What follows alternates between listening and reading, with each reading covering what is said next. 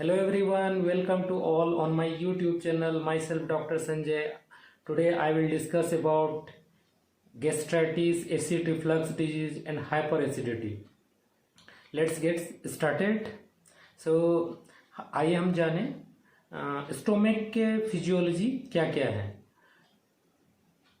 Stomach एक जे shaped muscular होलो organ है जो कि इसका इनर म्यूकोसा, इनर लाइनिंग जो म्यूकस मेम्ब्रेन से प्रोटेक्टेड होता है, इसमें गैस्ट्रिक जूस का सिक्रीशंस होता है जिसका कि वॉल्यूम लगभग दिन भर में 1 से 1.5 लीटर के बीच में होता है। इसमें जो पावरफुल हाइपोक्लोरिक एसिड से HCl के नाम से जाने जाते हैं, ये सिक्रेट होता है और यह गैस्ट्रिक जूस में मिक्स होता है जिसका pH लगभग 1 से 3.5 के बीच में होता है।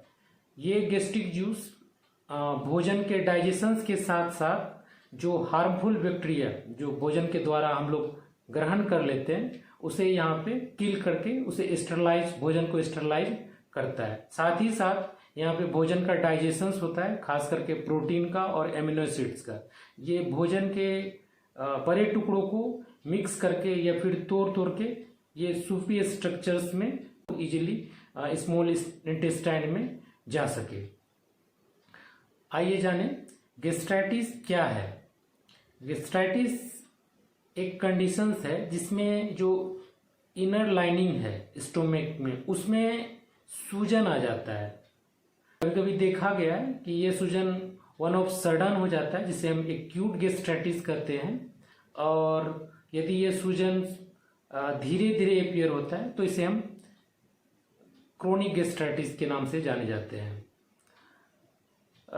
स्टोमक जो है हमारा 2 भाल्व के बीच में, एक तो इसोफेगस और अपर स्टोमक के बीच में मिलता है, दूसरा भाल्व एक नीचे जो कि ड्यूडेनम और एंट्रम में के पास होता है।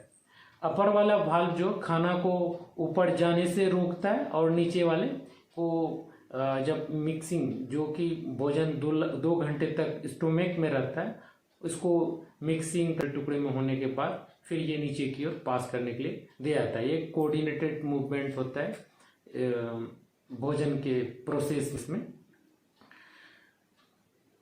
यदि जो स्फिंक्टर भाल्व है, अपर भाल्व जिसको कार्डियक स्फिंक्टर के नाम से जानते हैं, इसमें कुछ एब्नॉर्मलिटी जैसे कि motor abnormality, hiatus hernia, increase intra abdominal pressure जैसे कि ओबेसिटी में या फिर प्रेगनेंसी में या फिर जो है अत्यधिक मात्रा में ओवरडोजिंग में हम अगर ईटिंग कर लेते हैं तो ये जो भाल्व है ये ओपन हो जाता है और गैस्ट्रिक कंटेंट बार बार जो है खट्टे डकार के तौर पे जो हमें मुंह में महसूस होती है वो रिफ्लक्स के तौर पे बार बार आता है। और यह प्रक्रिया यदि लंबे समय तक जारी रहे तो ये जो एसिडिक कंटेंट है इसोफेगस को के लाइनिंग को इन्फ्लेम्ड कर देता है और इसे इसोफेजाइटिस के नाम से या फिर एसिड रिफ्लक्स के नाम के से हम इसे जानते हैं। अब जाने इसके एसिड रिफ्लक्स या गैस्ट्राइटिस के क्या क्या कारण हो सकते हैं। कारण में यदि हम बहुत ज़्यादा तला भुना खा रहे हों, बहुत ज़्यादा मिर्ची मसाला का यूज़ कर रहे हों, हेवी मात्रा में फैटी डाइट यूज़ कर रहे हों, या फिर बहुत ज़्यादा अचार कंज्यूम कर रहे हों, खट्टे फल का सेवन कर रहे हों, अत्यधिक गर्म चाय या कॉफ़ी का यूज़ कर रहे हैं, अत्यधिक गर्म का खाना खा रहे हों या फिर बहुत ठंडा खाना खा रहे हों, हेवी मात्रा में ओवर ईटिंग कर रहे हों, तो ऐसे कंडीशंस में एसिड का प्रोडक्शंस बढ़ जाता है। साथ ही ये लाइफ स्टाइल डिजीज में जैसे स्मोकिंग कर रहे हों, एक्सेसिव अमाउंट में अल्कोहल कंजम्पशन कर रहे हों, यदि हमें लेट नाइट जगने की आदत हो, साथ ही साथ अगर मेंटल स्ट्रेस हो तो ऐसे कंडीशन से भी एसिड का सिक्रेशन बढ़ जाता है। और इसके अलावा जो है एक बैक्टीरिया है H. पाइलोरी जो गैस्ट्रिक म्यूकोसा को इन्फेक्शंस कराता है और फिर ये से सूजन करवाता है जो कि गैस्ट्राइटिस के लिए रिस्पॉन्सिबल होता है। यदि यह क्रोनिक काउज हो जाए तो ये फिर गैस्ट्रिक अल्सर और फिर लंबे समय तक ये अगर परसिस्ट करता हो ये एच पाइलोरी, तो ये गैस्ट्रिक कार्सिनोमा के लिए रिस्पॉन्सिबल भी होता है। साथ ही साथ ऑटो इम्यून डिजीज जो कि टाइप 1 डायबिटीज के साथ एसोसिएशंस होता है, ये गैस्ट्राइटिस के लिए रिस्पॉन्सिबल होता है। फिर अगर पेशेंट एक्सेसिव या फिर कोई आदमी एक्सेसिव मात्रा में पेन किलर मेडिसिन खा रहे हो, जैसे डिक्लोफेन हो गया, आइबुप्रोफेन हो गया, एस्प्रिन हो गया, या फिर अदर कोई पेन किलर यूज़ कर रहे हो, साथ ही स्टेरॉइड का यूज़ कर रहे हो, एंटी कैंसर ड्रग का यूज़ कर रहे हो, या फिर एंटीबायोटिक का कंजम्पशन कर रहा हो, तो ये गैस्ट्राइटिस या फिर एसिड रिफ्लक्स डिजीज के लिए रिस्पॉन्सिबल हो सकता है। साथ ही पेशेंट अगर बर्न कंडीशंस हो, ट्रोमा के केस में देखा गया है कि ये गैस्ट्राइटिस के लिए रिस्पॉन्सिबल होता है। आइए जाने इसके मुख्य सिम्टम क्या क्या हो सकते हैं। तो छाती में जलन या फिर इपीगैस्ट्रिक, इस एरिया में आपको जलन महसूस होगा, भारीपन महसूस होगा, फिर कभी दर्द आएगी, फिर डकार आएगा, खट्टा मीठा डकारें होंगी, फिर जो है पेट ऐसा होगा फूलता हुआ महसूस होगा। कभी कभी देखा गया कि नोजिया भी होती है और किसी किसी पेशेंट में ये वोमिटिंग भी काउज करवाता है। कुछ कॉम्प्लिकेटेड केस में खून निकलना शुरू हो जाता है, जो कि खून स्टूल में अगर आ जाए तो इसे ब्लैक कलर का स्टूल भी के रूप में भी देखा जाता है। और कभी कभी पेशेंट को खून की उल्टी आ जाती है, जो कि एक इमरजेंसी और ग्रेव सिचुएशन है। इस कंडीशन में पेशेंट को अति शीघ्र भर्ती कराना आवश्यक होता है, अन्यथा ये फिर डेंजरस काउज करवा सकता है। आइए जाने इसका ट्रीटमेंट। एक्यूट गैस्ट्राइटिस या गैस्ट्राइटिस एसिड रिफ्लक्स डिजीज का क्या क्या ट्रीटमेंट है।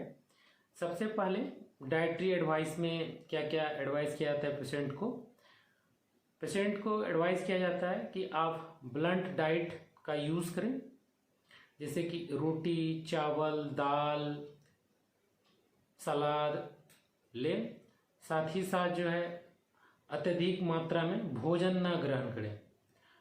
जो भोजन की प्रक्रिया जो आप 3 बार में ज़्यादा खाते हैं, उसे 5 से 6 बार में खाने की एडवाइस किया जाता है। थोड़े थोड़े समय पे उसको 6 बार खाने तक की सलाह दी जाती है।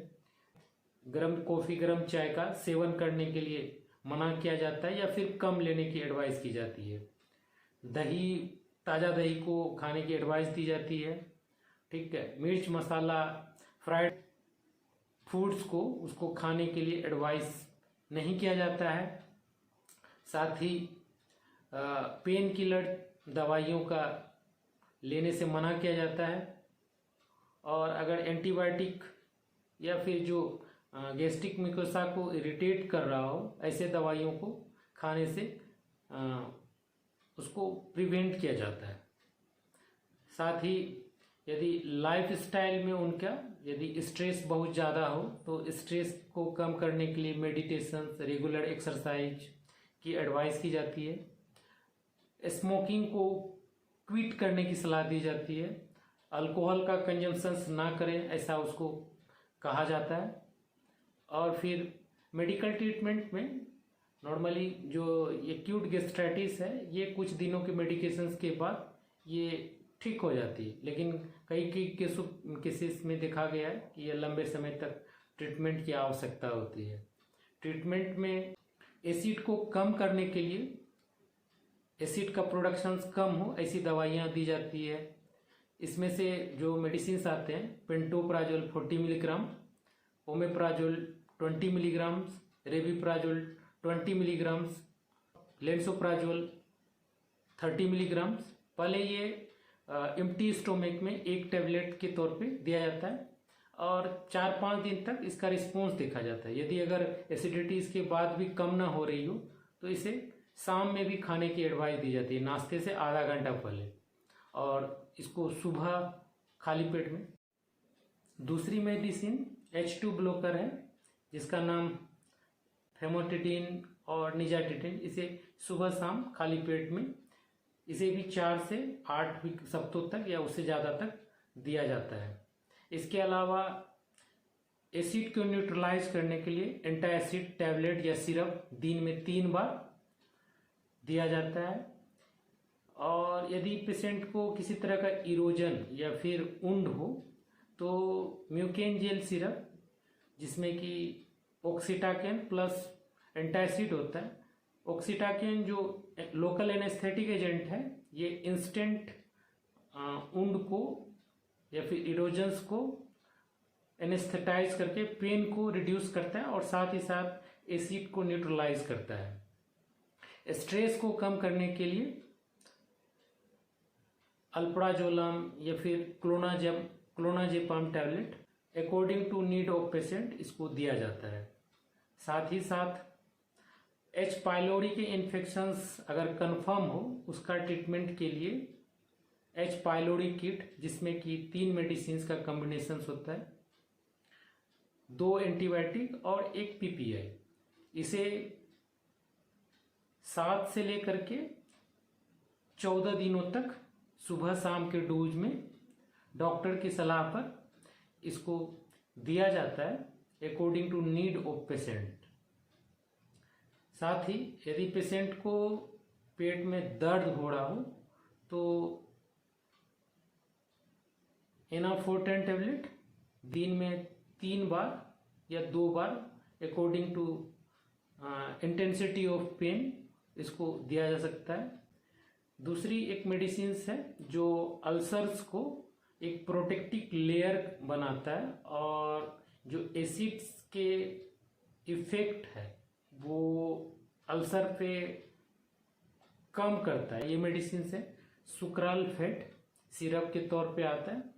इसे खाली पेट में 15 से 20 मिनट पहले खाने के दिया जाता है। और ये यदि पेशेंट्स को गट मोटिलिटी को बढ़ाने के लिए, यदि एसिड रिफ्लक्स या एसिडिटी रिफ्लक्स के तौर पे मुंह से होता हुआ कटे डिकार के तौर पे आता है, तो प्रोकाइनेटिक मेडिसिन जैसे डोमपेरिडोन या फिर इटोप्राइड या फिर लेवोसल्फाइड टैबलेट के तौर पे दिन में 3 से 4 बार दिया जा सकता है। ये टैबलेट पेंटोप्राजोल, रेबिप्राजोल, लेंसोप्राजोल या ओमेप्राजोल टैबलेट की कॉम्बिनेशन के साथ में भी आता है, जो एसआर टैबलेट या सस्टेन रिलीजिंग टैबलेट के तौर पे होता है। यदि वीडियो आपको पसंद आ रहा हो तो इसे लाइक करें, शेयर करें और मेरे चैनल के साथ बने रहें। फर्दर इसी तरह के इंफॉर्मेटिव वीडियो के लिए धन्यवाद। Thank you. नमस्कार।